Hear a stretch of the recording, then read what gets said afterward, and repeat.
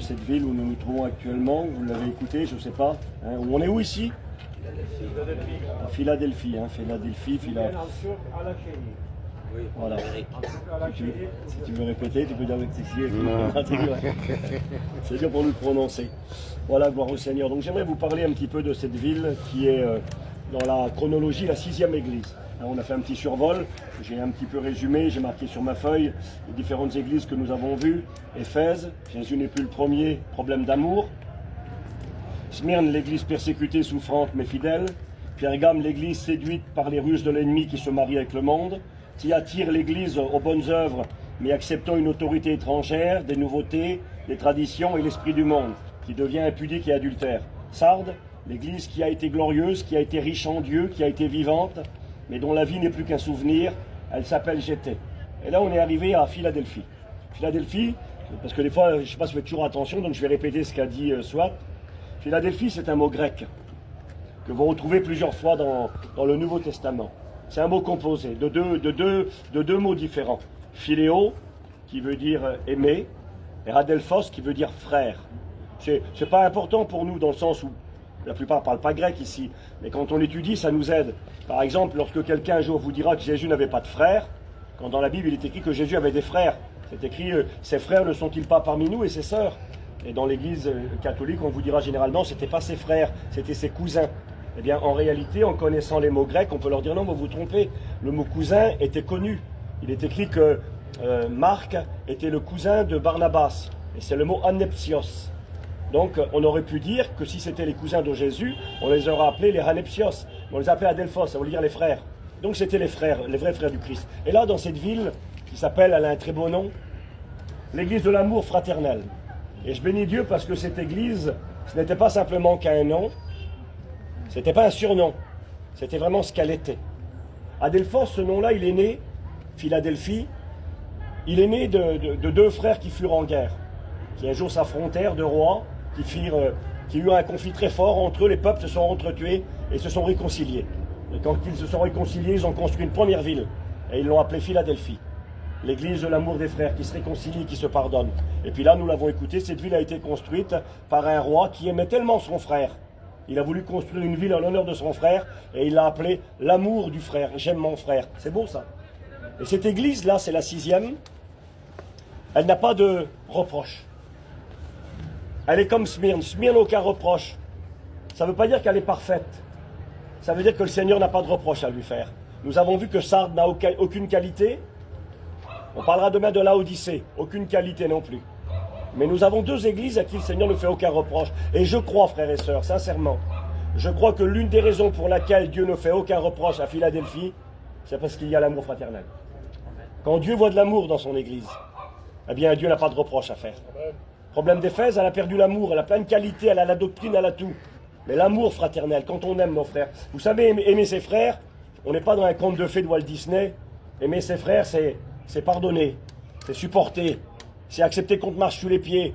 Un jour, Jésus va dire, si ton frère pêche contre toi, jusqu'à 7 fois, 70 fois, tu le pardonneras tout le temps.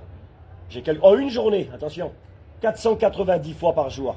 Ça fait une fois tous les 3 minutes sur une journée de 24 heures. Tu dors pas pendant 24 heures, tous les 3 minutes, ton frère te fait de la misère. Tu le pardonnes, tu le pardonnes, tu le pardonnes. Ça veut dire que tu le pardonneras tout le temps. Et à ce moment-là, l'apôtre Pierre a bien compris que ça ne serait pas possible. Et il dit, Jésus, augmente notre foi. J'aimerais vous dire que, par la grâce de Dieu, il est écrit dans Romains chapitre 5, verset 5, que l'amour de Dieu est répandu dans les cœurs par le Saint-Esprit. Et quand il y a cet amour qui coule dans nos cœurs, je le répète, l'Église est constituée de personnes imparfaites. Ça ne veut pas dire que tout le monde va être gentil et parfait. Mais quand il y a l'amour de Dieu qui est là, on est capable de supporter. On est capable de pardonner, on est capable de se réconcilier, on prendra sur nous, on voudra ressembler au Seigneur, on pourra dire c'est mon frère, c'est bon, je passe l'éponge. Et ça c'est ce que nous sommes appelés à vivre. Vous savez ici dans ce voyage, on vient de régions différentes, d'églises différentes, et c'est pas dur de s'aimer les uns les autres pendant une semaine. Les gens ici c'est les meilleurs, tout le monde est le plus gentil, et peut-être que si on vivait ensemble toute l'année, ça serait peut-être différent. Et je crois qu'on a besoin d'apprendre à vivre cet amour là chez nous. Parce que vous savez, d'aimer un étranger c'est facile. De dire à quelqu'un que tu n'as jamais vu, je t'aime mon frère, hein. Tu vis pas avec moi. Mais c'est bien plus dur d'aimer les gens de chez nous, les gens de nos églises, d'aimer nos familles, de ces fois d'aimer au sein du foyer des fois, de continuer à aimer son mari qui te fait de la misère ou vice-versa. Donc cet amour qui vient de Dieu, c'est l'une des qualités principales de cette église qui fait que le Seigneur n'a pas de reproche à lui faire. Parce que quand on aime ses frères, on plaira à Dieu et on marchera dans la volonté de Dieu. Rappelez-vous ce que Christ a dit. À ceux-ci, tous connaîtront que vous êtes mes disciples, quand vous aurez la meilleure doctrine. C'est ça qui est marqué là? À ceux-ci, tous connaîtront que vous êtes mes disciples, quand vous serez capables d'aller jusqu'à la mort pour moi. C'est pas ça qui est écrit. C'est écrit à ceux-ci, tous reconnaîtront que vous êtes mes disciples, Jean 13, à l'amour que vous aurez les uns pour les autres. Et je crois que nous sommes appelés à nous aimer, de cet amour qui se supporte, qui, par la grâce de Dieu, fait des efforts pour recoller les morceaux, pour arranger, pour supporter, comme il a dit François hier, de prendre son frère par le cou gentiment. On peut tout dire dans l'amour. Dans l'amour, on peut reprendre quelqu'un, on peut dire t'as mal fait, t'aurais pas dû faire comme ça. Je peux le dire devant tout le monde et abaisser. Je peux le dire gentiment. Je peux avoir aussi le discernement quand il y a l'amour qui me motive. Je ne veux pas casser, je ne veux pas détruire. J'attendrai le moment favorable. Je me rappelle de circonstances où j'aurais pu parler et j'ai rien dit. J'ai attendu que l'orage passe parce que l'amour me motivait. Enfin bref, j'avance. Je vais lire la Bible. Apocalypse 3, verset 7. Écrit à l'ange de l'église de Philadelphie.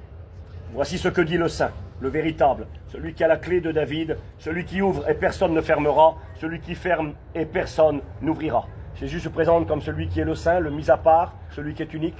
Le véritable, c'est Nicolas qui nous rappelait que si elle est véritable, ça veut dire qu'il y a des faux.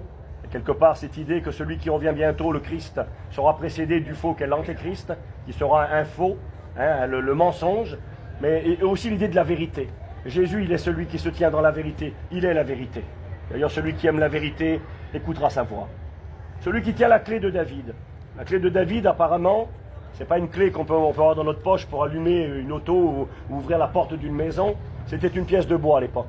Une grande pièce de bois qui servait pour faire un levier. Il y avait une fente dans les portes, on rentrait à l'intérieur le morceau de bois et on faisait ouvrir. Et la clé de David, il en est question